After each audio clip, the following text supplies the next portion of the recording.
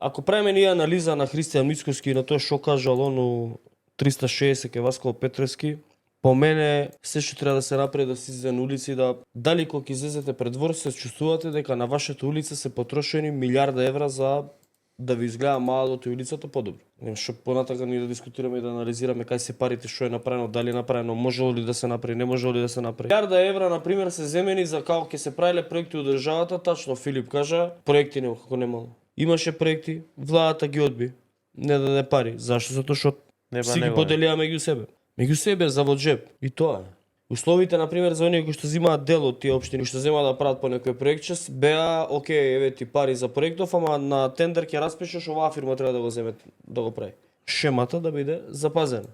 Вие се чувствувате дека оваа држава е за милиарда евра побогата, плюс работи се направени за милиарда евра? Дека владата купи, например, не знам, владата инвестираше во почисто Скопје, во нови автобуси, реновирани улици, во канализации, во притисок за вода. И се чувствувате така?